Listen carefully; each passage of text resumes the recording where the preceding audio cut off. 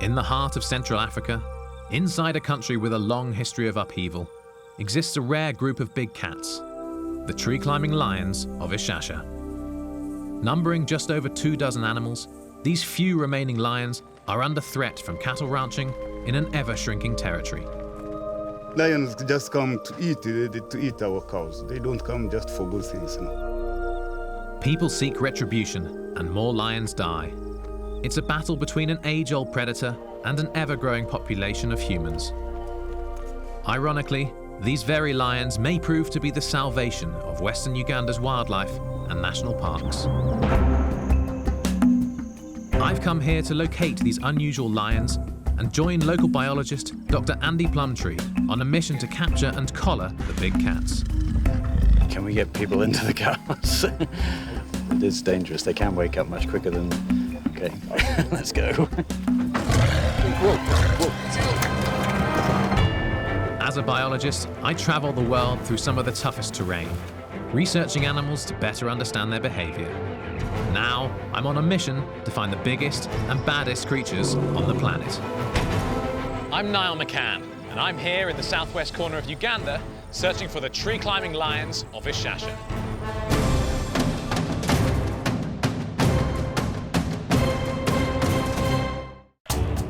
Since the Idi Amin regime in the 1970s, followed by civil war in the 1990s, Uganda's wildlife has suffered huge declines.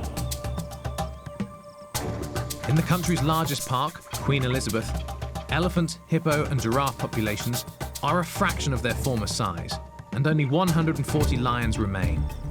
In the southern Ishasha area, only 24. While human populations surge and cattle provide status and revenue, now a new blight on the land is accelerating the conflict between farmers and hungry lions in the park. There is no more iconic and culturally significant animal than the lion. But lions are struggling, and conflict with people has seen their numbers decline by 30% in the last few years. Here in Uganda, an invasive and inedible species of plant growing in the communal grazing lands surrounding the national parks has forced farmers to move their cattle inside the park boundaries. Occasionally, lions eat the cows, and in revenge, lions are killed by the farmers.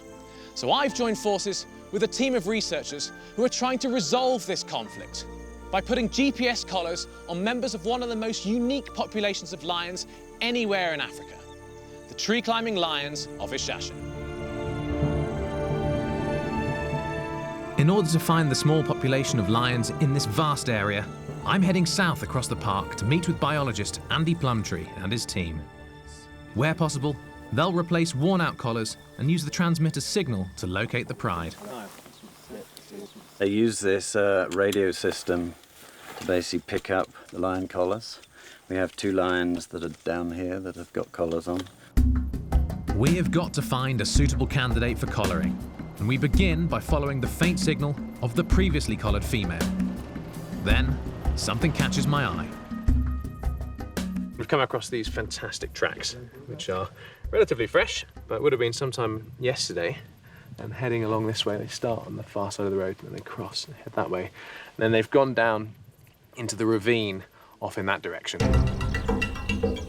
Finding one of 24 lions in a massive national park is pretty, very difficult. This area is 450 square kilometres. It's huge. As the collared lion in the ravine is known to have cubs and is thus a risky candidate, the next option is to return to one of the large fig trees where the Ishasha lions often congregate. We were looking for a female lion of maybe about 6 years old, there or thereabouts, and we've found one.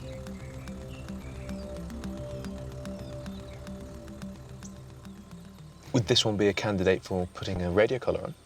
Yeah, she's an adult female, or pretty much adult. She's just going from sub-adult to adult, and we're looking for a female that's likely to stay in the pride and not move elsewhere. And so she would be a prime candidate, because she's going to probably live several years, and the collar will last about 3 years, so... The females live 10 to 15 years out in the wild? Yeah, about that. Andy has a number of theories about why these lions climb trees. Escape from the heat, flies, but perhaps most importantly, Ishasha has an unusual number of accessible fig trees with large branches, as opposed to thorny acacia trees found elsewhere in Africa. Lions just find them comfortable. What we want to do with the colouring is set up something called experiential tourism, which is basically tourists will pay extra to go out in a special vehicle to get up close to the lions. Some of that proceeds of what they pay will go and support community projects and potentially compensation for livestock loss as well. So we would have to wait for her to come down to the ground before trying to dart her, presumably? Yeah, there's no way we'd dart her in the tree. With a great candidate picked out, we have to wait till the next day for the arrival of the regional vet. We head out across the park at dawn the next day in search of our lioness. In the late 1960s, Queen Elizabeth National Park had the largest biomass, or animals by weight, in the world. Today, despite appearances, it's a small fraction of that. We find Jane, the lioness from the tree, with a hunting partner, a younger female. The veterinary team prepares the tranquilizer. Margaret is our vet, who's going to be tranquilising the lion, and they're currently just going through the rather complex maths to figure out exactly what dose they need to give a lion of a certain size. Of course, the reason we're doing this is to affix a transmitter collar with GPS around her neck, which every 8 hours will be beaming a signal of exactly where she is, so that Andy and the rest of his team can monitor the movements of the pride around this part of Queen Elizabeth National Park, better inform the local communities of where the lions are moving, so they can alter where they move their livestock as well. It's a critical part of the conservation of this highly endangered species here in Uganda.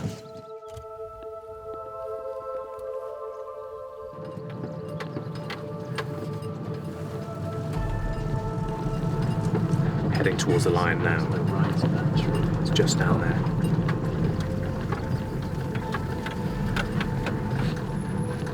You can see the lion's head sticking up just to the right of the acacia tree. So we're moving around till we're about 20 metres away, and Margaret has a clear shot.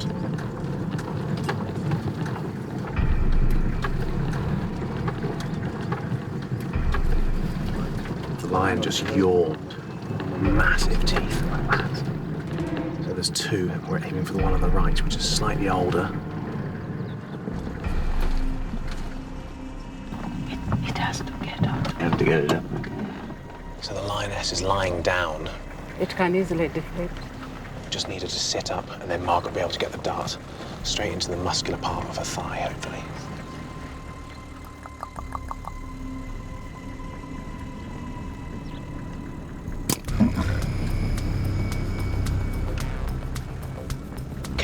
Firstly, it went in and they startled, but now they've just totally calmed down. So brilliant shot, Margaret. Now we wait maybe 15 or 20 minutes and then she should be fully under. I think she's getting drowsy. The head is down. Yeah, her head down. Yeah. So the head has gone down, so we'll give her maybe another minute.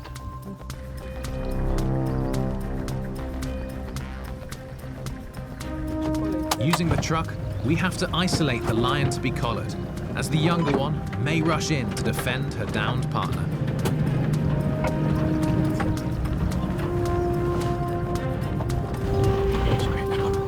Just need to keep an eye where she went. Here's the stick, Margaret. Yeah. Now we have to see if the downed lion is really sedated. So Andy's just going to poke her to make sure she doesn't respond.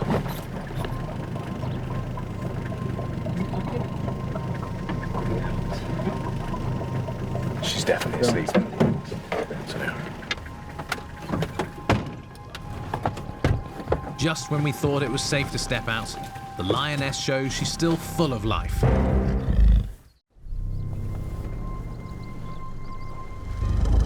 We're attempting to sedate and put a GPS collar on an endangered lion in Uganda's Queen Elizabeth Park.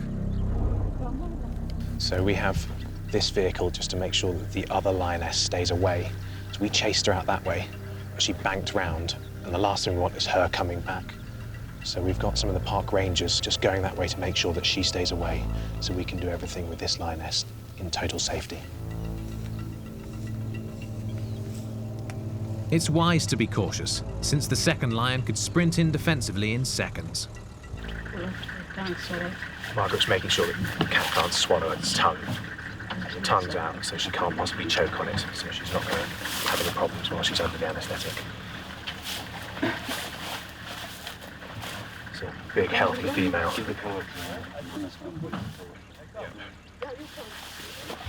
Mustafa, can you get for me the drug boxes, please? Just making sure that the collar can't come off. So it's going to feel quite unusual to her. So she'll try and force it off in the first few days until she gets used to it. And while we're doing this, Margaret's going to perform a range of other basic health checks, blood tests, that type of thing. Temperature, take a blood sample, general assessment of condition. Even ticks are removed to ensure the good health of the lioness. Rangers continue to stand guard, alert to the possibility of a lion charge.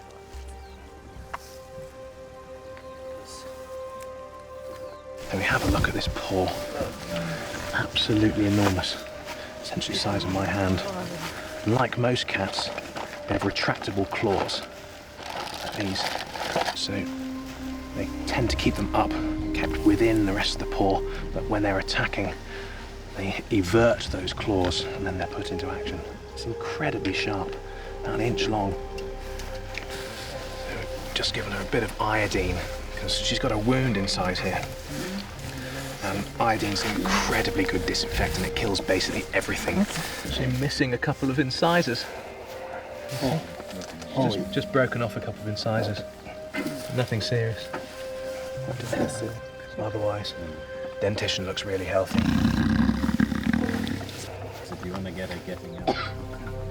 It seems the lioness is beginning to wake, while guards remain alert for the other one. The park guard's been watching where the other lioness is and just moving to make sure that they stay between us and the lioness so it doesn't come here and cause us any problems.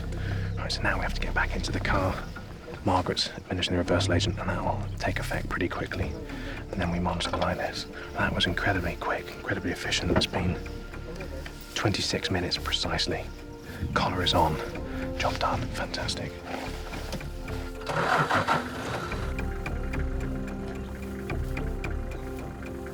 Margaret has administered the reversal agent, and then we just have to monitor her for a few minutes to make sure she fully regains her coordination. And then, well, the sun's already gone down. It's starting to get dark. She'll be off out on the hunt. But there's a problem. The anaesthetic is taking much longer than expected to wear off, even after the reversal agent was injected. We've got a storm brewing, but hopefully she'll wake up before that hits us. Can we check on her? Okay, you want me to drive up? Yeah. Margaret wants to examine the lion for vital signs, clues to her alertness. Like people, individual lions respond in different ways to anaesthetic, and her full revival could take hours. But with a thunderstorm brewing, the timing could not be worse. Margaret tests for any signs of revival. Exactly 20 minutes since the reversal agent was put in. She's just sleeping like a baby. She's breathing at a really good rate, just deep and steady, constant rate of breathing, so we know she's fine, but you pressed on that pressure point at the end of the tower, she didn't even budge an inch. Margaret would like to give a bit of a top-up of reversal, just to try and speed the process up. We can't leave her until she's up and off and running again, because hyenas could come in and kill her, or she could be hurt in some other way. Margaret makes sure the lion is not awake before stepping out to administer another dose of the revival agent.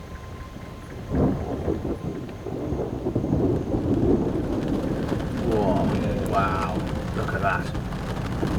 Fantastic. Finally, she comes around, looking healthy. behind us, but she's very relaxed. We'll just leave her be now, and she's got a radio collar on, so we'll come back in the morning and find her and just make sure she's doing as well as we hope she is. And she's totally calm now anyway.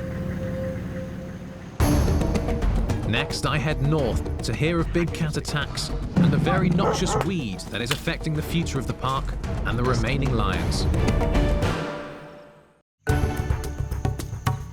The next day, we follow the signal from the new collar to check up on our lioness. So we've been looking for this radio-collared lioness for 3¼ hours, and it turns out we've been chasing a reflection of the radio signal, which Andy had predicted all along.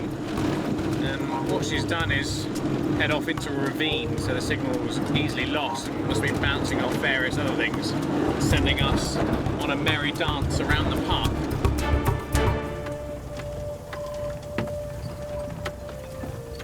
There she is. So it's great to see the female that we collared last night sitting and just relaxing underneath the tree. It's just gone midday, so it's the hottest part of the day, and she's quite rightly taken a bit of shade in order to rest and recuperate. She's not far from where we collared her, but she's bright and alert, and the collar seems to be well fitted and she's not itching at it, so it seems to have been highly successful, which is fantastic. Heading back across the southern Ishasha region of the park, I come across a different kind of formidable creature. So although I'm here in the savannas of Uganda looking for what is largely regarded as one of the most dangerous animals in the whole world, the lion, in reality, these things are almost as bad. So these are African army ants. The reputation that these have is absolutely fearsome. I've heard rumours of babies literally being carried out of their cots and off to be devoured over towards where the army ants have their nest. And I know for sure that whole-grown animals that have been kept caged have been stripped of all their flesh, so there's absolutely nothing left, simply overnight. In some parts of Africa, they're actually used as sutures. So if you have a wound, like a gash down your head, you can hold these soldiers up to the wound and they'll just clamp on. They'll clamp onto anything that's in front of them. It's a bit of grass and it's nailed that. And they'll clamp on and they'll pin your wound so well together that it acts in exactly the same way as a stitch would. If you have a long wound, simply use half a dozen ants and then let your wound heal as it would after a visit to the doctor. My journey to understand the human-lion conflict takes me north. Some of the pastoralist communities live right on the edge of the park boundary itself. And it's these communities that are suffering the greatest loss of their livestock as a result of predation by the lions, but also these communities that are most heavily persecuting the lions in revenge. Raising cattle is part of the fabric of these communities, and I want to find out how these pastoralists are coping with lions in their midst, even as an invasive plant is only making matters worse. Introduced as an ornamental plant by European settlers, the toxic Lantana camara has spread across the land, in effect forcing farmers to seek safer grazing inside the national parks, exposing them to lions. These pillars mark the boundary of Queen Elizabeth National Park, and they're every 100 or 150 metres or so, more or less all the way around. But as you can see, there's essentially no difference between this side in the national park and that side in the communal grazing areas. And this is where the farmers are moving their cattle in. And they're moving in, coming into contact with the lions, and the lions are following them back out. And then the lions are actually taking the cattle, not only inside the park, but right next to the villages as well. When the lion come to attack this crowd, I have dogs.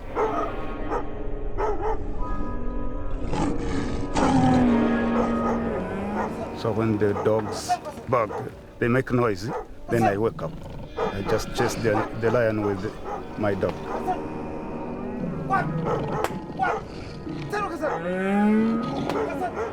As I reach the lion, just give it a cane, then it goes.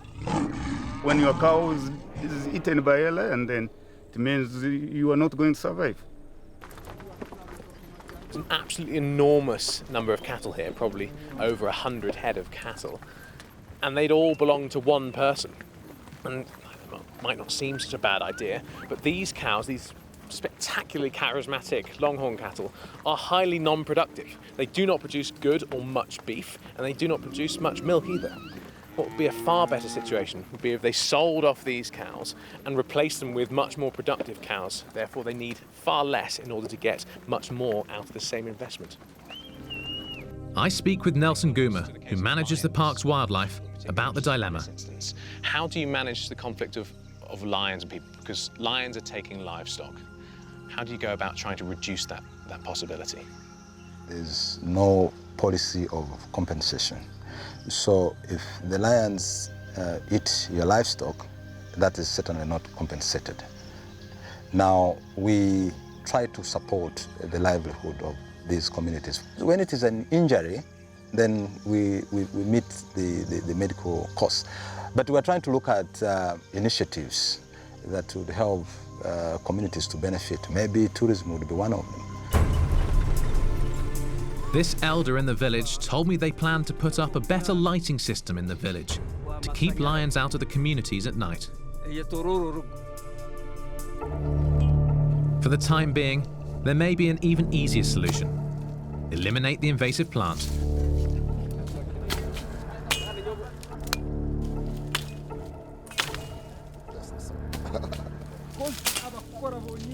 Benjamin, part of the Wildlife Conservation Society team, is supporting local initiatives to remove the toxic lantana from traditional grazing areas around the park.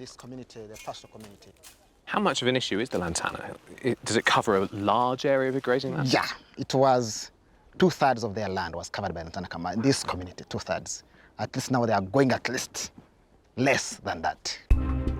With fewer plants deadly to grazing cattle, it's hoped that the locals will keep their herds outside of the park and away from the lions.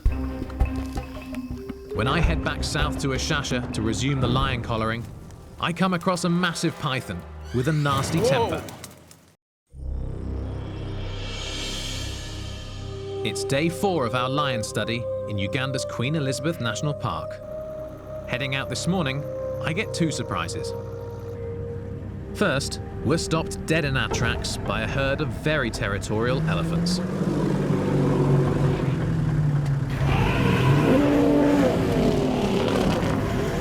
Next, there's news of a giant python sighting, which I have to check out. So it's just after dawn, and we're going to just spread out and try and find it, and then see what state it's in. And there's some birds alarm calling over there, which could be an indication, but we'll have to see. But I'm going to check this area of brush first, and just hope there's no lions. Local rangers said the python had just eaten a cob antelope and was crossing the road. It could be anywhere in this underbrush.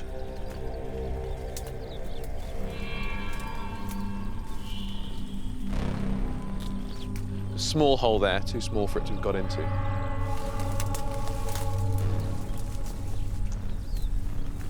Huh. It looks like the guides have found a clue. So you can see path through the bush. If that was a mammal path, it would be flattened from the top as opposed to just underneath, with this corridor left above it. Evidence of snakes.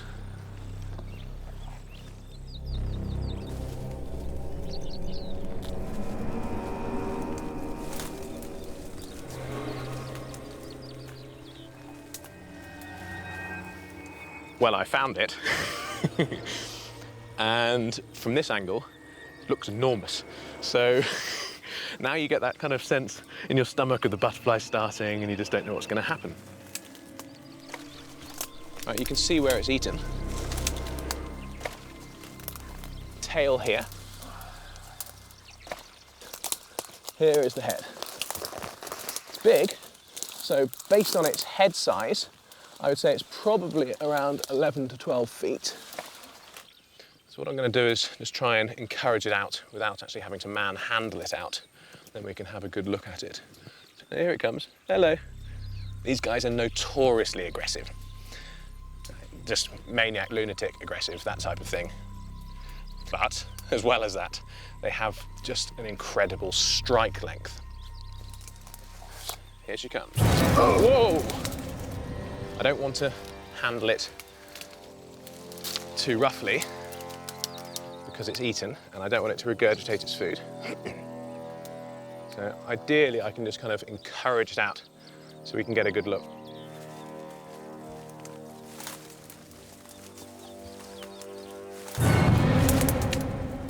There we go. Leave the cameraman alone. Oh, get that stick out of your mouth. There we go. Yeah, so its strike distance is to about a foot away from me at the moment. It's probably best it stays that way, but I'll try and encourage her out if I can. They'll strike anywhere at the body. I know of people that have been bitten around the legs and even the torso by these. And with something like a cob, as soon as it's got it fixed, basically the cob's dead. And then once the cob has actually been asphyxiated, it will be swallowed head first. And it's amazing, you can actually see all of the different lumps of the cob's body. You can see where its head is, which is only about 1 metre back from the tip of the tail of the snake. It's swallowed it pretty quickly. Helps that they've got an enormous stomach. Well, it's an amazing encounter. I've been incredibly lucky to have seen her.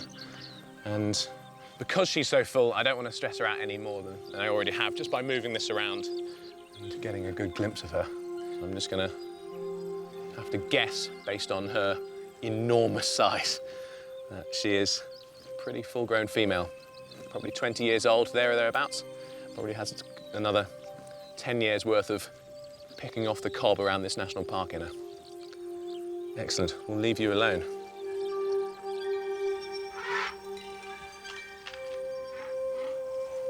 At the core of saving the lions of Ishasha is the need to stop villagers' revenge killings, which also affects animals such as hyenas and very rare vultures. So we're going to be actually doing a capture, mark, recapture program here, is that right? Yeah, what we've traditionally done is we've done a count once a year, and at this time of year, every year, see the maximum number of vultures you get at a kill. And now what we're trying to do is actually capture some of those and do a proper capture, mark, recapture analysis to see how it compares to the counts we get at a killed cow. We're also, I suppose, hoping that some large mammals will come down to the kill as well. Well, there's a good chance lions will turn up at some point, maybe tonight, but I think we plan to leave some cameras out, so see if we can capture those. That would be great. One of the problems that the lions have is when they kill a cow like this, the owners of the cow get annoyed, not surprisingly. They'll lace them with poison, but what they poison can be anything, so it can be the lions, or it can be hyenas that turn up, or it's often the vultures. Do you know what number of lions have been poisoned in that way in this park? In the last 10 years, it's an estimated about 15 to 20 lions. It's shocking. Which out of 140 total, that's quite a lot. That's horrendous. I remember you saying 50 vultures were poisoned at a single kill as well. Yes. That's diabolical when you've only got 250. That's pretty poor. Going to all these carcasses, yeah. So Dr. Plumtree sets up a vulture count program, using a locally butchered cow as bait to monitor the health of the vulture population. I'm setting up our remote cameras to film the vultures and any lions that show up. We wait several hours, but no groups of vultures appear to feed. Something else must have their attention. We decide to leave the carcass to see what shows up in the evening. It's Janet, the mother with cubs, wearing an old radio collar. About 20 minutes before the sun's about to go down, one of the collared lionesses has just come to the cow, which is pretty fantastic. I just had time to set the camera traps up as well, so I should be getting some pretty amazing footage of her eating from the camera traps which are right next to where the cow is. The reason I think this is important to observe this type of thing is because lions really are predating quite a lot of cows in the area here in Ishasha, in the Queen Elizabeth National Park, but also all over Africa. One of the most concerning causes of fatality in lions is the poisoning of carcasses on purpose by local livestock owners. So a carcass like this will be laced with a form of insecticide, and therefore anything that eats on it is going to die. And that includes lions, it includes hyenas, jackals, vultures, and various other species. Anything which touches it is going to be killed. It's totally indiscriminate, and it's a lamentable thing that people are doing this to wildlife. And they're doing it in retribution, and they're doing it in spite, I suppose, in spite because they don't like the fact that there are predators on the lands where they want to graze their cattle. But the national parks and the wildlife that lives inside the national parks in Africa and everywhere in the world are really the most valuable things that are still left on this earth. Not only in terms of revenue gained from ecotourism, the types of people that want to come and see these animals pay a lot of money for the privilege to do so, but also just in terms of intrinsic value. What is the world without its wild places and its wild animals? Then Jane, the lioness we collared, shows up to feed at the carcass. We leave the cameras, hoping some vultures might show up by morning.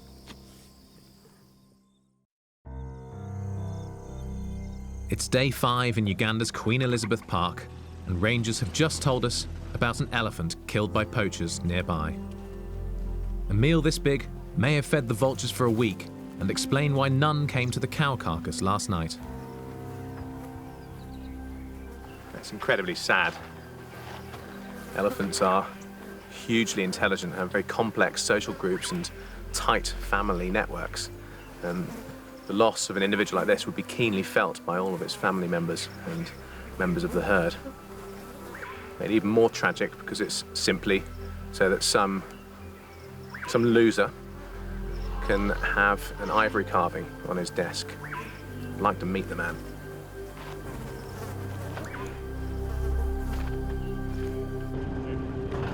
Next, we head back to the cow carcass to see what our cameras might have captured. There's not much left of it, and there's just tiny, tiny little bits of the cow over here. The skull's been picked clean. We were here 12 hours ago, and there's nothing left on the skull now, absolutely nothing. Jump down. And there's the skull. They've destroyed what was an entire cow, and there's essentially just the parts that lions find unpalatable left. But from what the guys were saying, if hyenas had been here, they'd have eaten through the hooves as well. Right. There's nothing hyenas find unpalatable, more or less. They'd have smashed all the bones to pieces and eaten the hooves. At least it gives something for the vultures to come back to. The remote cameras fared no better than the cow. Tooth puncture marks in the back. Would lions, that the first thing she did was come and sniff the camera? But she didn't seem too worried about that. No, they've absolutely destroyed this. Yeah, well the chip is intact, so that's all right. I've tried turning it on and the rest of it's destroyed. When we do manage to play the file on the card, we see the lion investigating the camera, then picking it up and walking off, and finally killing the annoying beast with the blinking infrared eye. They've just destroyed them. I've never seen that before. They've absolutely destroyed them. All 3 that we set up have been, one smashed to pieces, smithereens, and the others are completely out of use. In the meantime, Andy's WCS team have located another lion, also wearing an old transmitter collar that needs replacing. What news? So they got a signal. The lion is still a fair way down that way, but we're going to get the darts all prepared here. Okay. So we're all ready to go when we get there. Hopefully she'll still be out and not under a bush. There's quite a few obstacles when you're driving off track in Africa. There's ditches, obviously. There's massive termite mounds, and some of them are concealed inside grass, and you don't know it until you nail into one. Yeah, you can see where the vultures are. Vultures are a really good signal for us, but other animals in the park also use them as well. So hyenas and lions will monitor what the vultures are up to, and then will head over there in the hope of finding a kill that they can scavenge from. Vultures taking off over there. We pass an animal boneyard, positive proof that lions are operating in the area.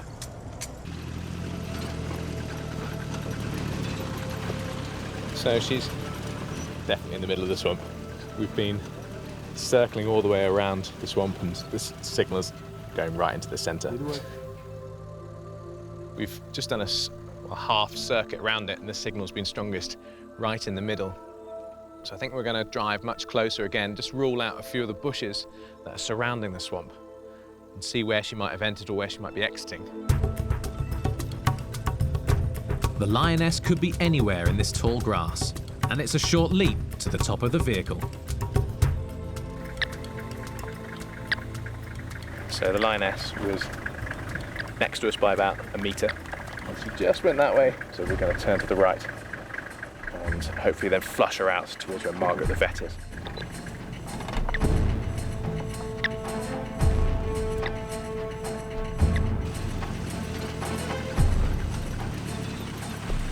Now she seems to be in this bit of grass just in front of us to the right, and between us and the bush. There she is, there she is.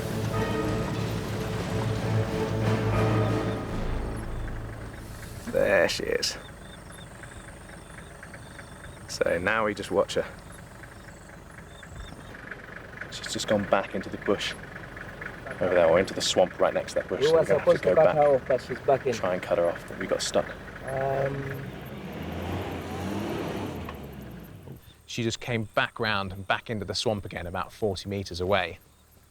So it's obviously very hot. What we're thinking the best thing to do is to leave her alone now, to head off to another part of the park, and then come back here at about 3 or 4 o'clock in the afternoon when it's cooling, and that she'll be wanting to come out by herself anyway. And then we'll try and get her then in the afternoon. We return in the afternoon and find the lioness Daroka right away. Oh, there she is. She's straight ahead. Her old collar is nearly falling off. Dr. Margaret and the veterinary team move in to tranquilise her.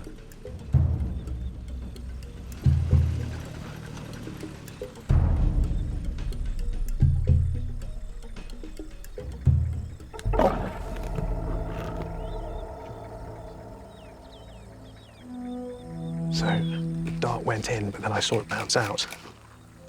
And the lion just picked the dart up. It's gone that way with it in her mouth. We'd have to see the dart in order to be able to tell when the little plastic sleeve has gone down. So the lioness has the dart in her mouth. She's obviously identified that as being something that bit her, and she's keeping hold of it.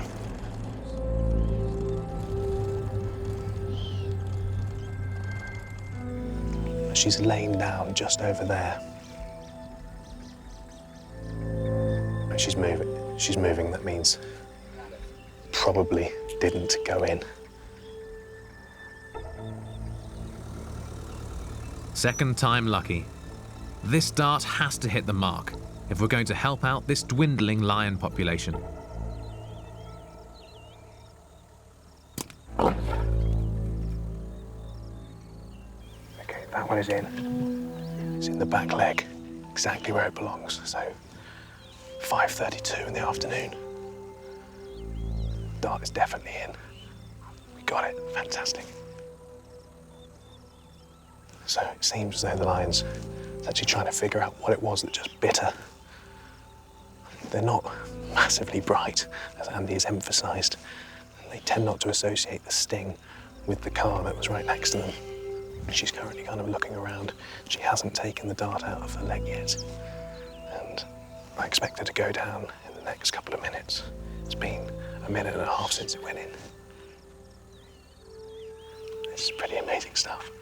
It's made all the better knowing what an impact this work is actually doing on the conservation of lions here in Uganda, and what an impact it's having on the ability of the communities around here to regulate their farming practices by knowing exactly where the lions are going.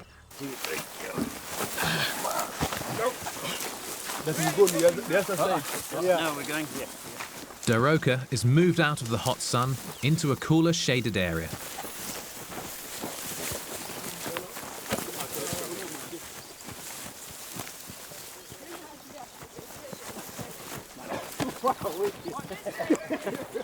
Okay, down. Slowly down, slowly down. Slowly. The tongue should be on the upper base. Let's pull her this way. So you can see where the dart went in on the leg there. And we all dab that with iodine just to make sure that no infection can possibly go in there. And I've already cut off the old collar, which I've put down there, which was 2 or 3 years old. It's running out of efficacy anyway. And the new ones are simply much better and will last the next 3 years. So we had to be very careful to make sure that the collar wouldn't come off, because she will play with it. It's something, even though she's had a collar on before, this one's new, it'll feel different and she'll want to aggravate it or agitate it.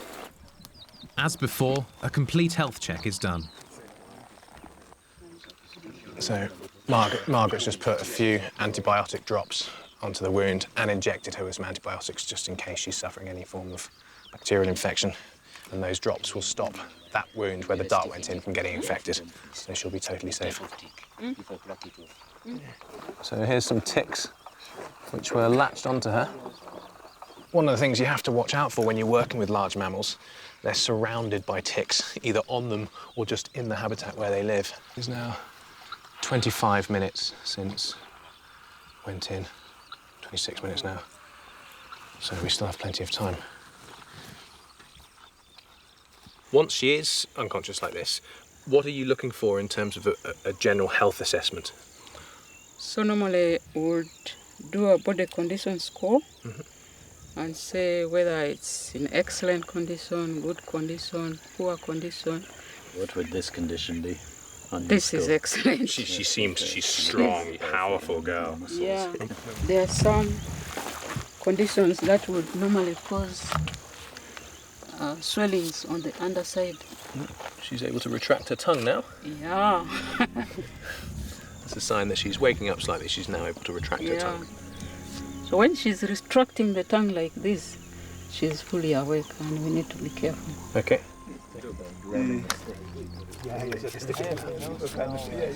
So Margaret's just doused her with water a little bit, basically just to cool her down, because they can overheat when they're under anaesthetic because they can't thermoregulate as well as they can when they're awake. So the last thing to happen is that Margaret's going to put in the reversal agent.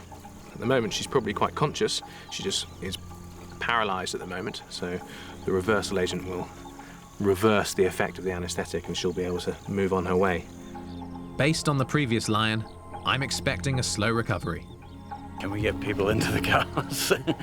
I don't want anyone who's not essential out here because it is dangerous. They can wake up much quicker than sometimes they can be up in 10, 15 minutes. So we've got to get people out of here. Okay, let's go.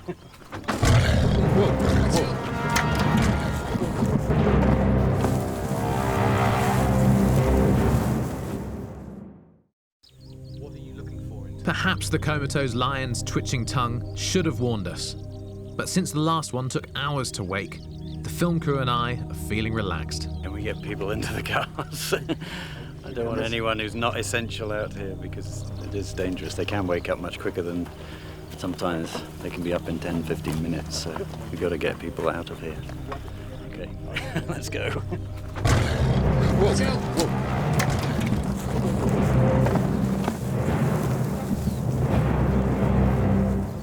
Whoa. Well, that was pretty amazing. Just stopped my watch now, 1 minute 52, so it was under 1 minute.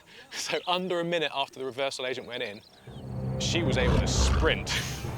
Lucky for us, she sprinted that way. Just everyone's scattered. That was pretty amazing. She's just there, but she's watching us very closely. That'll get the heart racing. I'm amazed how coordinated she is that quickly. That was quite something. There she is. On a final sweep of the region, we find Jane, whom we first collared, standing in the open. Then nearby, we see the rest of the pride, sleeping off a recent meal in the trees. There are few places in Africa where lions do climb trees, and Ishasha seems to have the greatest number. Why they like climbing here remains a mystery, whether escaping heat or biting flies, or just enjoying the comfortable fig tree itself. One thing's for certain, they do look relaxed up there. Back at a local safari resort, Andy shows me the GPS data they've collected on the collared lion's movements. Yeah, so we got the lion we first collared down in the south here, and then the second one, which got up under us, is up here. Would she be going off to hunt, following prey that way? That's possible, or she could be meeting up with the rest of the pride. One of the things that's a bit concerning, you can see they're right down by the edge of the game reserve here, right next to people who are cultivating. So. With 2 new collars in place, Andy Plumtree's team, along with the Uganda Wildlife Authority, have their work cut out for them. Tracking these few remaining big cats will be critical in ensuring the future of the tree-climbing lions of Ishasha. No predator features so prominently in human history as the lion. And nowhere is this more the case than in Uganda, where conflict between lions and cattle farmers has always existed. It's no coincidence that as human populations have exploded, so lion numbers have plummeted, to the extent that the tree-climbing lions of Ishasha can now be counted in the tens rather than the hundreds or thousands as in days gone by. The conservation work that I've been privileged to be a part of for the past few days aims to save these lions from extinction, but also to help the communities develop so that neither the people nor the lions continue to suffer as they are today, and to guarantee that lions are as much a part of our future as they are of our past.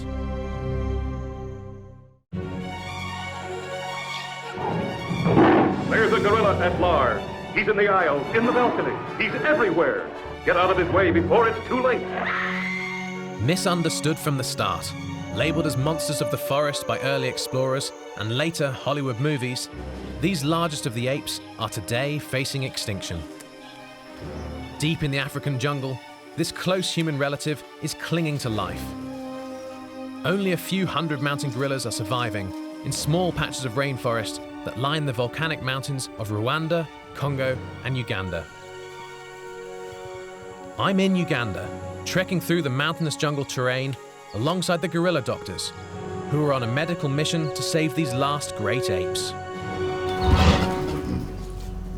We surprised a female as she was coming out from feeding, and she just gave us a warning. As a biologist, I travel the world through some of the toughest terrain, researching animals to better understand their behavior. Now I'm on a mission to find the biggest and baddest creatures on the planet. I'm Niall McCann, and I'm here on the border between Uganda and the Congo in search of one of the most iconic species on Earth, the mountain gorilla.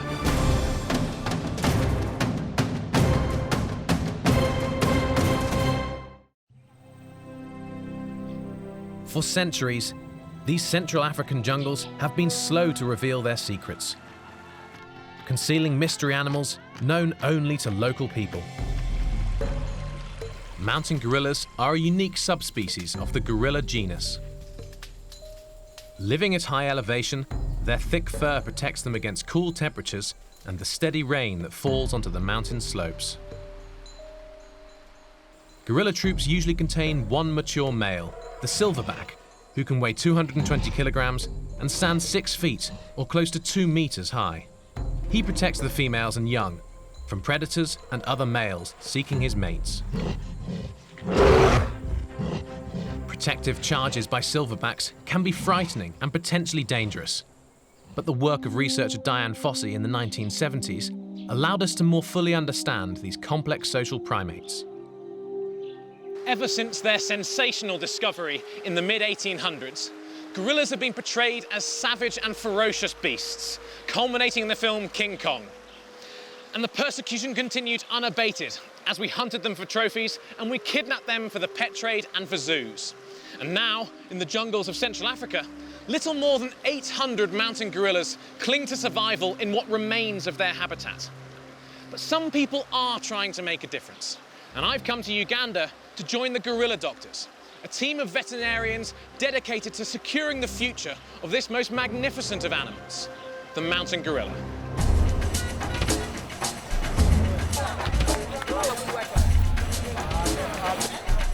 I start my journey down the rural roads leading from Uganda's capital, Kampala, heading west towards the Rwandan border, to the rainforest that is the domain of the mountain gorilla. I'm on my way to the brilliantly named Bwindi Impenetrable National Park in Uganda. One of my favourite things about driving through all of these villages is that I'm constantly smiling. Everywhere you go, someone wants to say hello. The warmest welcome anywhere on earth. Fantastic. Then I spot something bright green moving across the road. This is amazing. Go on, little guy. I've probably made it quite clear that I'm a fan of reptiles in general. And it's impossible not to love chameleons. This is a Johnston's, or three-horned chameleon, unique to Africa. You can see it's relaxed at the moment, he's just staying nice and green. When they get angry, they change colour, they go a much darker colour to express their displeasure. But I'm just being a part of his environment, I'm not grabbing him, I'm simply letting him walk on me. So he's feeling pretty casual. Fantastic, we'll let him go. And off he goes. What a colour! Absolutely wonderful colour. The reason they do that rocking motion is as camouflage, so it looks more like a leaf or a branch just rocking, much less likely to be seen by a predator.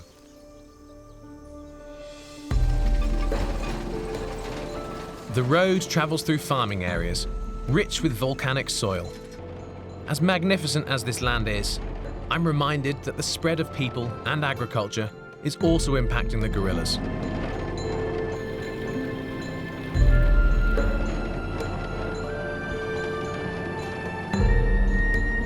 One of the biggest problems facing the mountain gorillas in the two places where they still survive is the fact that the national parks where they remain are essentially islands of forest surrounded by people and agriculture. Nowhere is this more stark than right here. If you look behind me, you can see the line of forest as it extends from down there, going up the mountain and over the top. On that side is forests and gorillas, and on this side, it's just agriculture and many, many people. I've got several more hours to go on this very mountainous jungle road.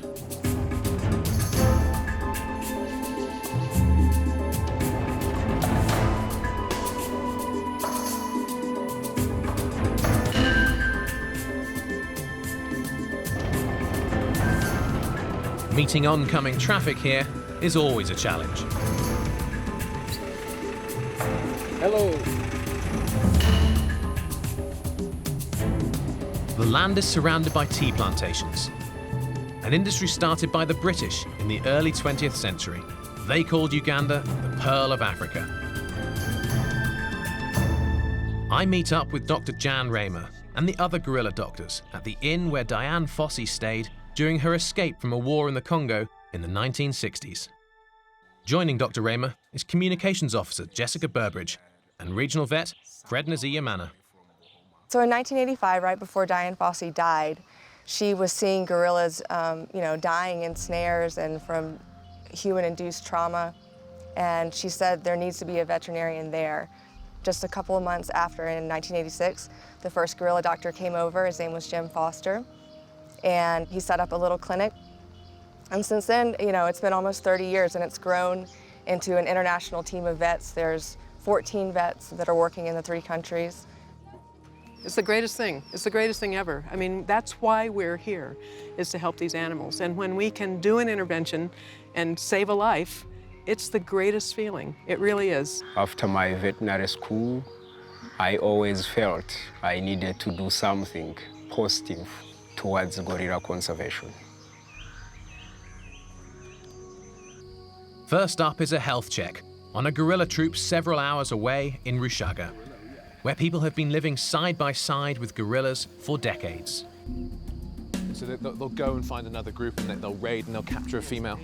Today I'm trekking with local guide David and Dr. Fred. It's a climb of more than 1,000 meters through communal farmland and into the domain of the Rushaga gorilla group. To locate them, we must depend on up-to-date information provided by an advanced group of trackers. So when we get to the top of the hill, the trackers will be able to hear us much better.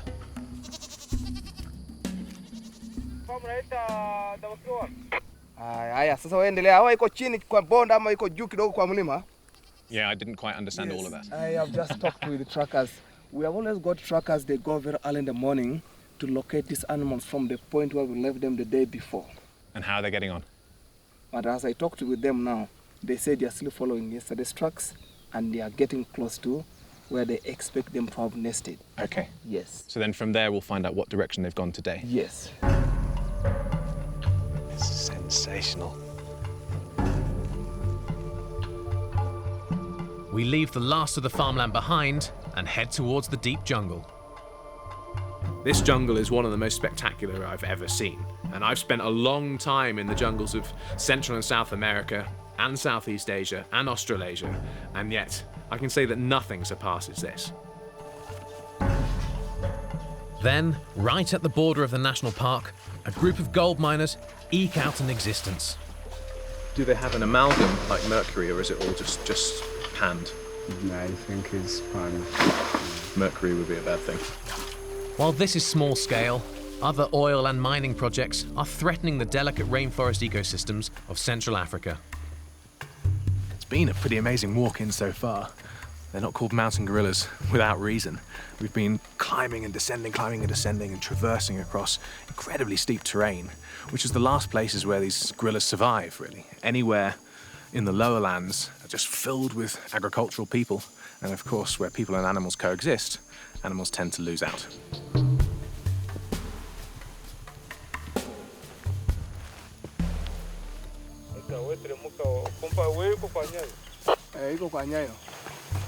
So what David was just saying was that we were going to have to climb that hill, because that's where the gorillas were this morning. But the trackers have reported that they're starting to come down the hill towards this valley. This salad bowl is filled with amazing food for them.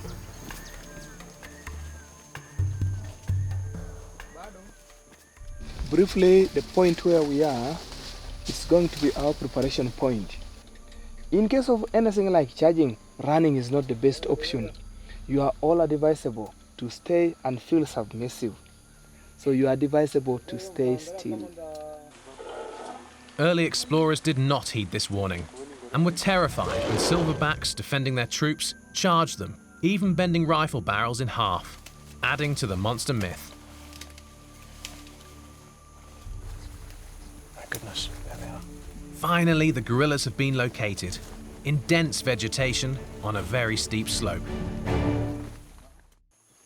I'm 2,000 meters up a mountainside in Uganda, and we've just reached a group of gorillas that need to be inspected for illness or injuries by the gorilla doctors. That one's nearly 60 feet in the canopy, indicates it's got to be well. It's got to be in a healthy state. Yes, it is. We can even appreciate it from a distance. You look at the size of the stomach. Yeah, it's distended. Yes, the movement of the limbs. So we have one just here as well. And again, first thing you notice is the bloated nature of the belly. Gorillas, being obligate herbivores, have to eat just a vast amount of food every day, up to 20 kilos. And there's a lot of fermentation going on inside there. Hence, there's often a little sound in the background, a little trump.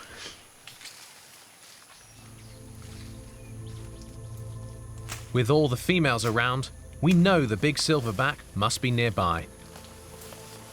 The silverback is there. And he's absolutely enormous.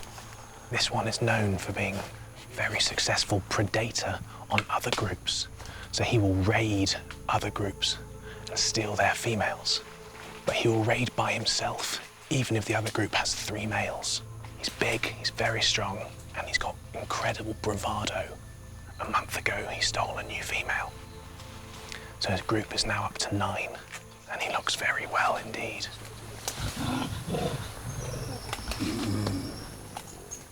Wow. That was an amazing sound. Just let the members know that I'm around. Okay. All is fine. Yeah.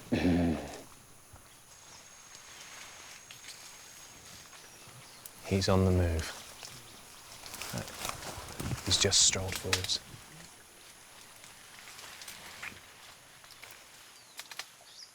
The reason we're keeping this distance is because we carry all kinds of diseases even when we don't realise it. The types of diseases that gorillas are simply not capable of defending themselves against. They just don't have the immune system for our diseases. So this is why it is enforced to try and stay about 7 metres away from them, to minimise the chance of us either catching a disease from them or giving a disease to them. Where this becomes much more complicated is when gorillas come into contact with agricultural people around here. Then we have a real situation whereby agricultural animals, domestic animals, can transmit diseases to and from the gorillas.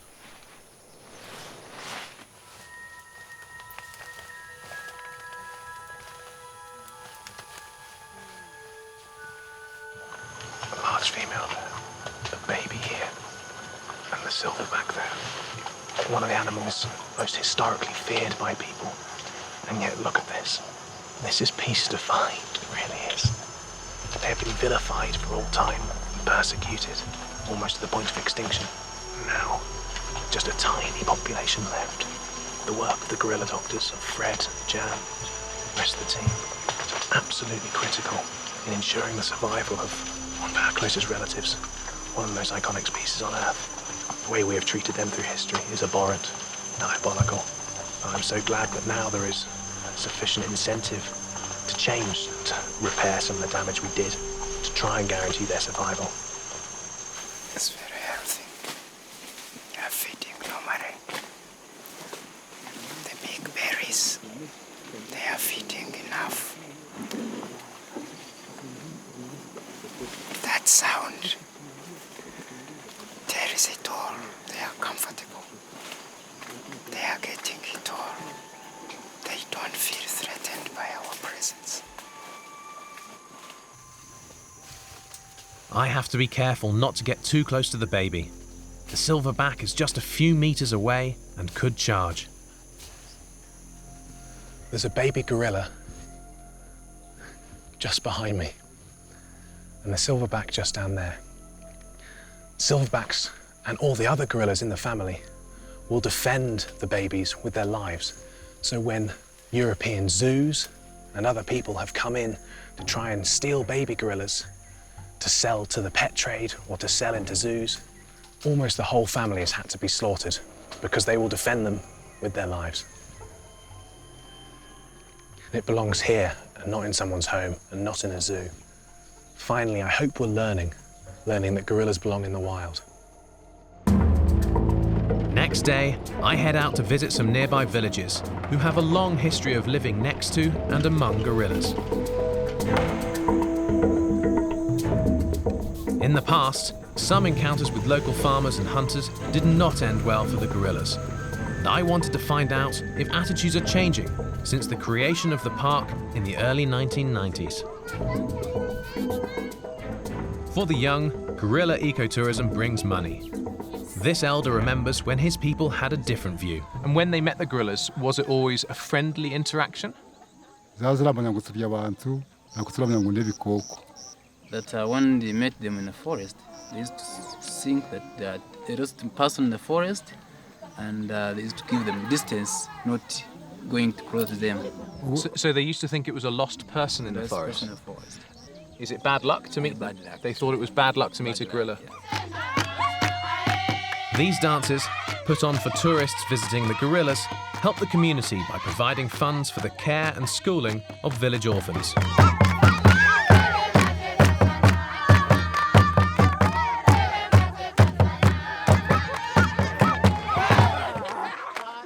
It's absolutely outstanding. They've obviously really just adopted the spirit of the gorillas into their community. The kids have a wildlife club where they learn about gorillas, and here they are dancing the gorilla dance. It's just somehow become this figure of, I don't know, collectiveness within the community, whereas they used to be seen obviously as a fearful figure, a figure of some form of bad luck. When they went into the forest, if they saw them, they would be terrified, whereas now clearly that's not the case. Clearly they revel in the fact that they have these incredible animals right here on their doorstep. Our next gorilla encounter proves to be much closer to home. And fresh wounds on a male tell us a marauding silverback is on the loose. There's 3 there. Day 2, and we're told the gorillas are on the move and close to the communities. Dr. Fred, Dr. Jan and Jessica join me to locate the wandering gorilla troop. There we are, shaking a tree just there, just at 10 o'clock. Spotted one shaking a tree there, 10 yards from the hut. It's insanity. Like, there's the national park. But all of this stuff, this secondary growth, is so rich in nutrients, so tasty. Jan's just described it as a gorilla salad bowl. Very good description. There's a gorilla, amazingly, right here. But as Jan said, it's eating bamboo, which has been planted by people. One of the things they're trying to do with local communities is to encourage them to plant the types of plants that gorillas simply don't like in the buffer zone. So right here we are with blackback Karembezi. At the moment he's comfortably feeding. One good thing to note, as a habituated gorilla, he's already aware of our presence, but he's not disturbed. He's behaving normally, and that's what we like to see. Well, here is a perfect example of the problem we're facing. Here's a gorilla strolling along a man-made path and helping himself to the plants that people have planted. You can't blame the gorillas. They're here to get some good food. They're here to get nourishment, and there's fantastic nourishment in these plants here. It brings them into conflict with people. And one of the big problems is that people carry diseases that gorillas are, I suppose, physiologically naive to, medically naive to. They haven't come across the types of viruses that we carry.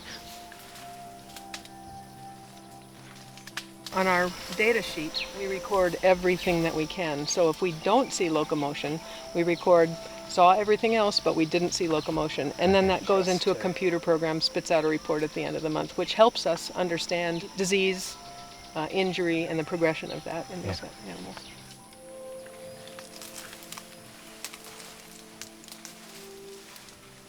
Oh, there's a baby. Awesome. There's a little gorilla baby, which was absolutely amazing, and massively fat stomach, hugely distended. Gorillas are herbivores. You wouldn't imagine it from pictures of gorillas you see with massive great canines and looking incredibly aggressive, but they're basically obligatory herbivores. They only really eat vegetation.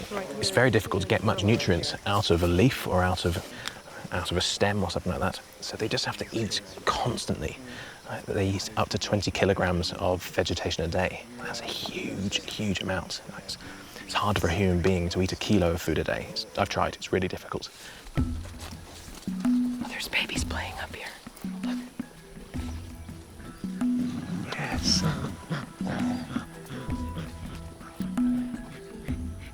Just got such amazing comical looks on their faces. Yeah. They're just having a brilliant time. I love wrestling.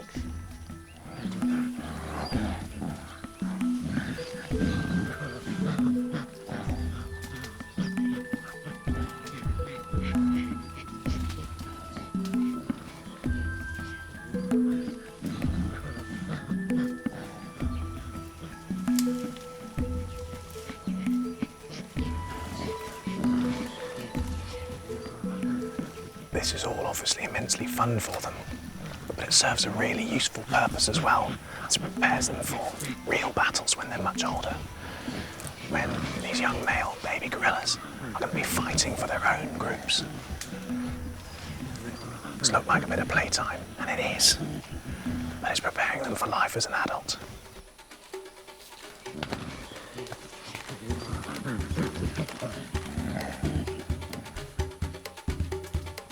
Jan spots a large male blackback with a wound.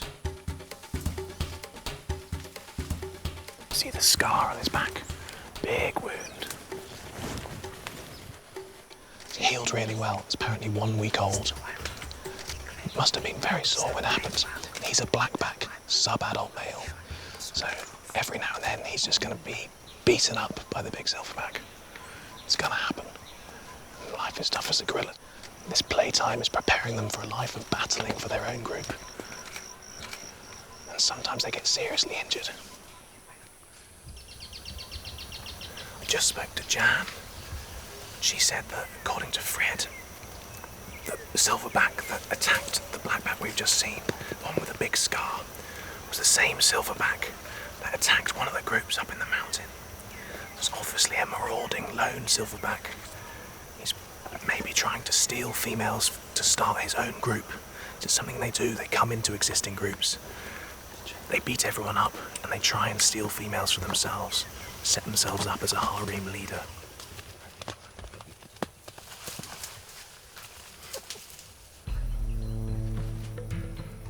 Then behind us, I notice 2 sub-adult gorillas feeding. The female wants to get by us.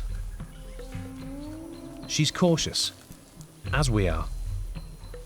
Even though weighing half as much as a silverback, she's still many times stronger than a man.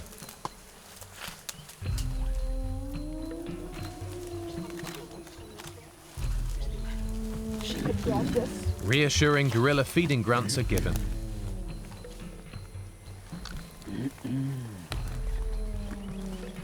Then the male also decides to walk up to us.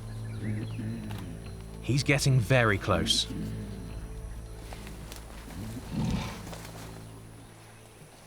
So as the male walked past, just as he was about to go, gave a little nudge towards Fred, which, as Fred has just explained, was playful. If he was aggressive, you would have noticed it in his face and in his demeanour. It was just a little nudge just to say, hello, have a little look at this. And these gorillas actually identify people individually. They know the trackers who work with them every single day. And they see the trackers as their friends. So when we are with the trackers, that means the gorillas are relaxed because they know that their friends are here. They know they're not under any form of threat whatsoever.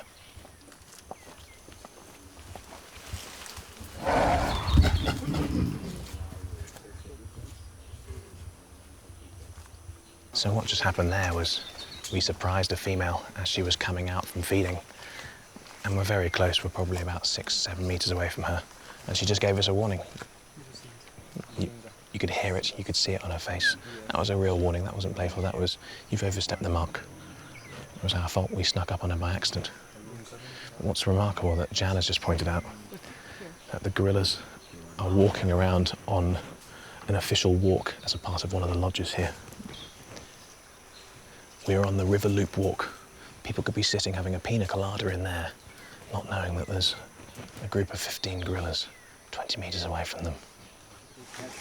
We always go around. We never enter the group. We trail the group or we go around the group. They're right in the lodge now.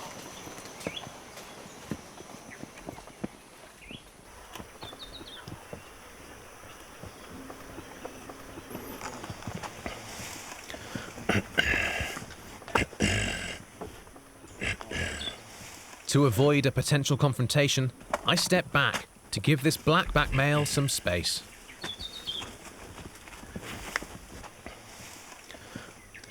There's 3 there.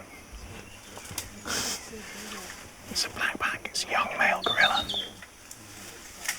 One day he will be the leader of his own group. Probably already weighs about 120 kilos. Ridiculous. Look at the strength in his lats. He's very relaxed, just casually feeding with his back to us. Amazing how calm they are. But they know we don't mean them any harm. We're here with the doctors, and we're here with their trackers. And they associate very positively with those guys.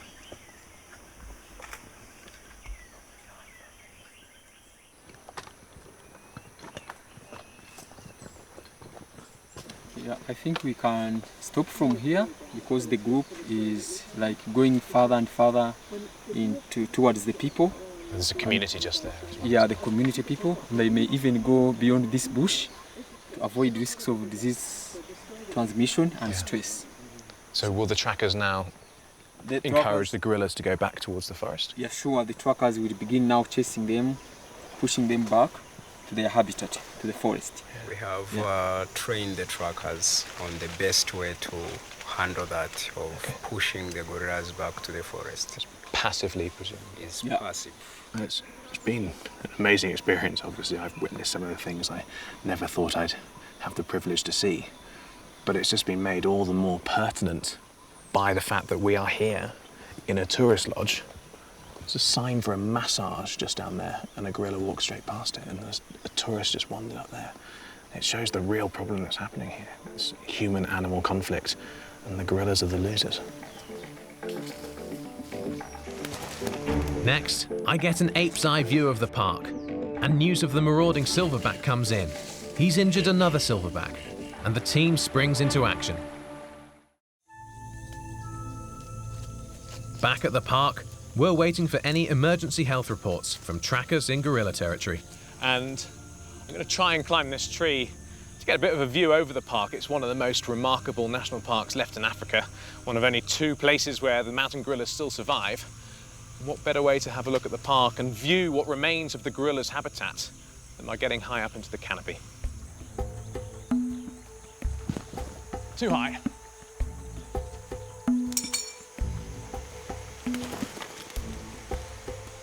Yeah!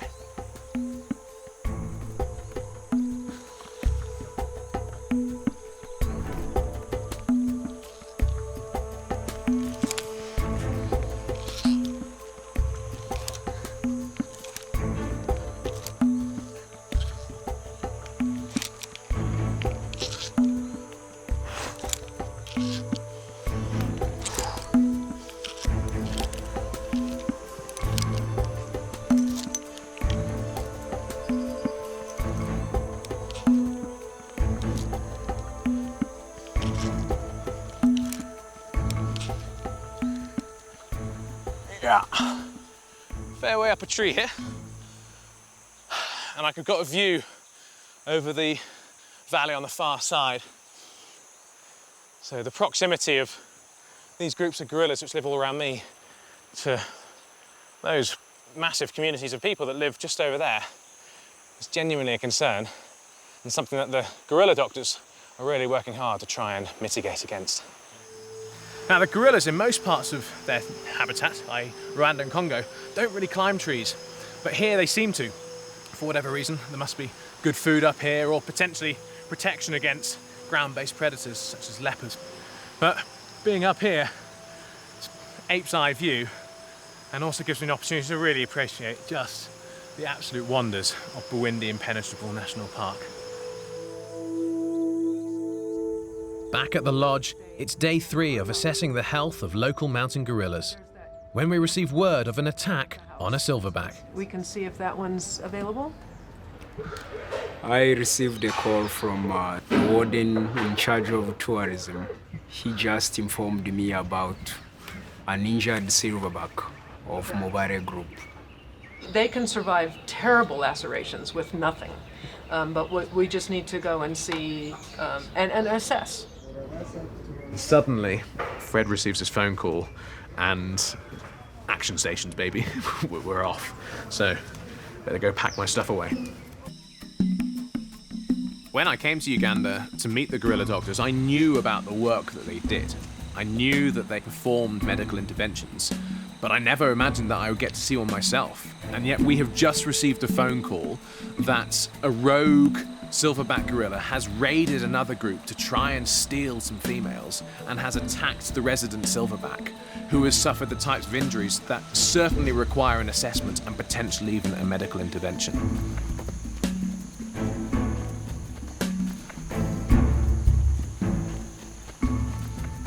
It's been many hours since the injured gorilla was seen, and so the trackers have to find the group again. This could take several hours of searching at an elevation of 2,000 meters. Bwindi National Park is up to about 6,000 feet in height, which adds a bit of a different element to the work in here. It means it's not quite as hot as you would be lower down, but it also means that the atmosphere is slightly rarefied, so you have to work a little bit harder to get oxygen to your lungs. We met the rangers at 8 o'clock this morning, and we have hiked from about 1,500 meters above sea level to about 2,000 meters above sea level now. But the trackers still haven't been able to find them. 14 Alpha 1. Nani huyo? Anaita wewe kapotea habari au? Niko hapa kwa juu ya mlima. Kutoka kwa Sinyanza ya pira hapo. The other trackers, they said they were following a fresh trail, and they say the group is like facing this side. Oh, so they're coming this direction? Yeah. Based on the latest sightings, we continue our search to find the injured silverback, across rugged mountains and then even higher. The gorillas don't just follow paths. The gorillas are going where they want to go. And the tracker's job is to locate where the gorillas spent the previous night. This is all flattened by gorillas, all of this. Sometimes the gorillas will move several kilometers in a day, so the trackers have an incredibly difficult job. It's the 5-minute call, so we'll see what's happening. They always sound incredibly excited. So what we're having to do is follow this path as far as we possibly can, so then we have the shortest distance to wherever they are. And they'll be anywhere, they're gorillas, they do what they want. And this group of gorillas are not only wandering around feeding, but they're trying to evade a marauding other silverback or other group as well. So even harder to find than normal. Kawaida.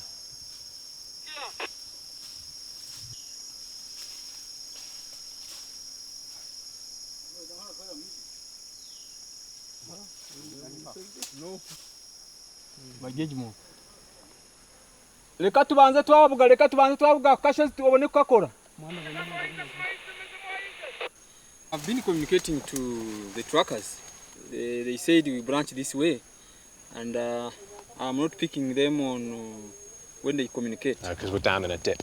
Yeah, by mouth, but they are saying when you get to the top of this, we shall use another way of communication. Not using a radio, not using a phone, but using the mouth. Okay. To get the right direction. Because the radio is off and on, off and on. Are they with But this is the trail. Are they with the gorillas now? They are with the gorillas. Yeah. Let's go, mate. Okay. They've come back round this way. So yeah, the gorillas went up that way, and then they swung round. That's where they are now. And now we are bushwhacking. We're moving diagonally across a steep mountain slope covered in thick jungle vegetation. And we've lost radio contact with the trackers.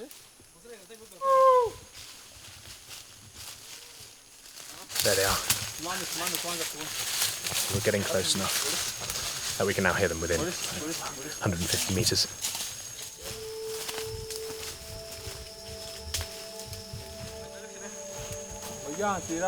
We've suddenly broken out of the dense canopy into this incredible caldera of low shrubs and tree ferns, ancient tree ferns, one of the oldest plants on Earth. That's exactly where the gorillas are. They're down here, surrounded by just the absolute glory of the African jungle.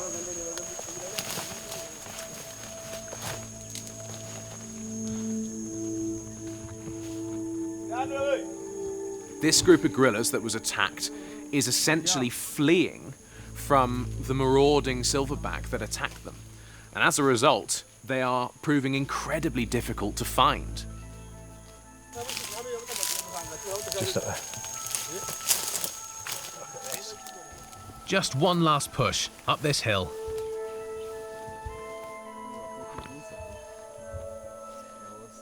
We found the trackers, and we hope the injured silverback and his group.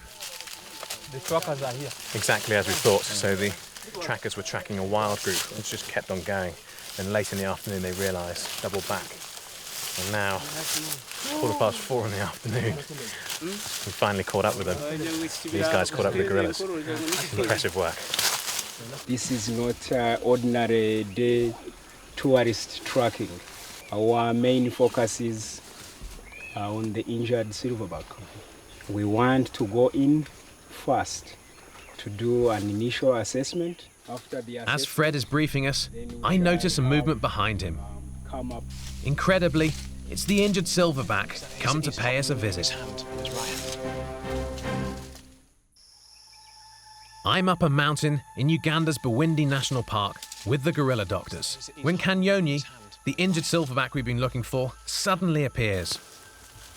We move carefully and speak quietly, not to startle the 180-kilogram, 400-pound giant, and to get into position to photograph and assess his wounds.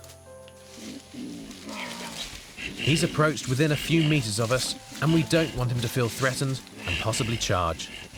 So the team makes reassuring gorilla feeding sounds to keep him calm. Right temple. Right hand, very Immediately, we spot some deep wounds. He has a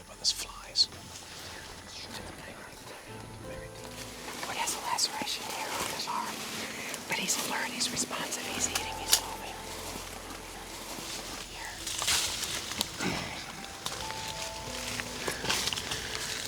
This is one of the rarest animals on Earth. Left wrist. It's one of our closest relatives. Right wrist, right shoulder, right arm. And at the moment, The left wrist. it's an injured silverback. Left wrist as well. They have been written about and filmed as being violent and aggressive. And yet look at him. He's sat within 3 meters of us. Do you see his wrist? It seems like he wants to show us his wounds. He has a cut on his temple. Here, he's very deep. On his shoulder and deep on his wrist. He's making relaxing sounds. Is that a picture of violence or is that a picture of peace? So he's got here. Jess has just got a couple of photographs of the injuries on his wrist. Very, very deep. He was really beaten up. Worried about his right hand. Did you see that? Yeah. Well, his left hand has some lacerations, but the right hand was the one he was limping on. Yeah, left hand I'm not too worried about. It's pretty deep. It's very deep on the right hand. I would be more comfortable if he had antibiotics, but I don't know if we have time. What do you think? I would be comfortable to give a shot of antibiotics. Look, you got his right hand. It's serious. It's serious. Yeah. Tissue that I don't. I agree. So we're trying to photograph the wounds so that Jan can make a good call about whether or not to intervene. And they want to intervene, but partial intervention. So that means I haven't seen his back. antibiotics, but no anaesthetic. The other thing we want to do is make sure we assess him completely before we dart, because once we dart, he's out of here. Yeah. We'd like to see his back. We'd like to see his legs. Yeah. Okay.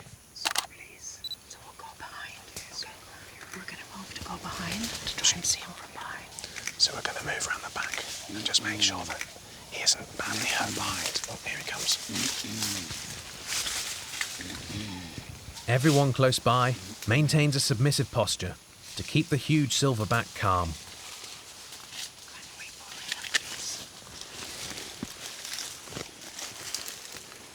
After you, Jess. We'd like to take a shot as soon as we can. Yeah, of course. As soon as we do, everybody's going to run.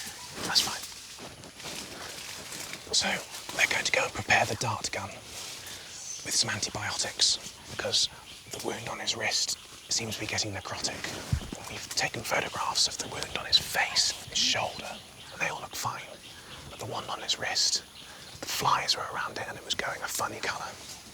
So they're going to dart him with antibiotics and then the gorillas will go. We're here to try and make sure that there's any of these left. It's mind-blowing being next to an animal like that I've dreamed of my entire life. And you see images of them being this savage, domineering, violent beasts. He walked to us, lay down, and chewed on a leaf. That is a picture of peace. Their betrayal is completely unjust and must have contributed to their demise. Next, the doctors take their best shot. I think it would be better we'll just drop the... To treat a badly injured silverback, the vets prepare the dart system that will deliver the antibiotic.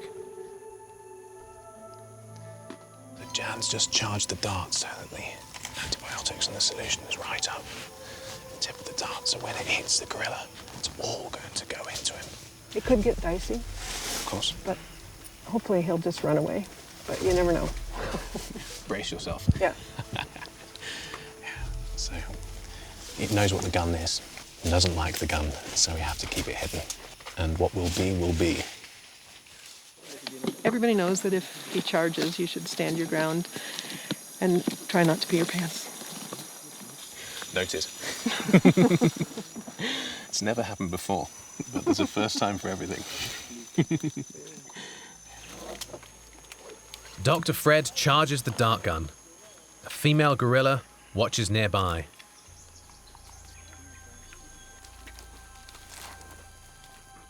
Fred's just going to check whether he's got a shot. The gorillas are just down there. It's the injured silverback.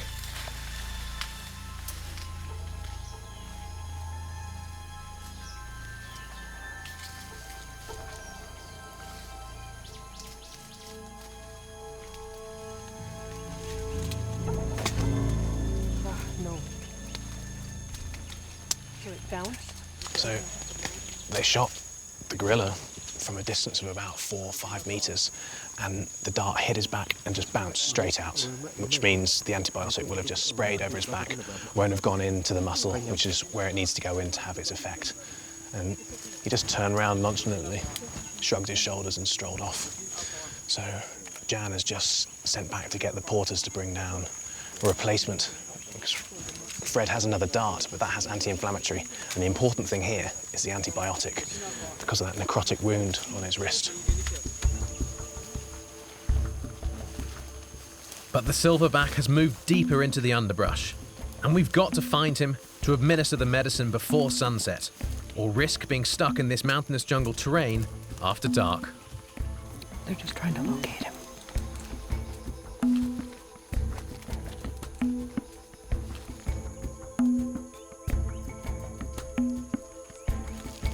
He's close.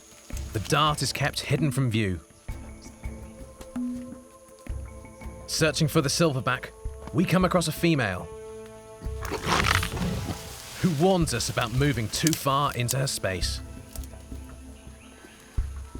Then we find the silverback, and he's relaxed. Time for Fred to take his shot.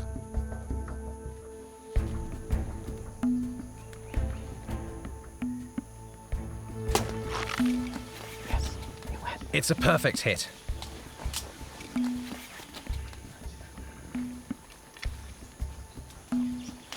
It went in.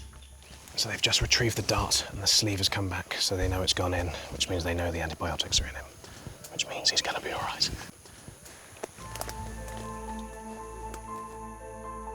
From my research, and now from my experience here in Uganda, it's clear that gorilla life, much as human life, is fraught with the threat of intergroup violence. But that unlike humans, for gorillas the violence stops there. And their treatment of us, despite the way that we have treated them throughout the generations, is of moderation and tolerance. But finally the tide is turning, and groups such as the gorilla doctors can perform their life-saving work with the full support of the communities that surround the protected areas of Bwindi and the Virungas, where the last populations of mountain gorillas can still be found. And the work that they are doing is absolutely critical. They're saving a species, one gorilla at a time.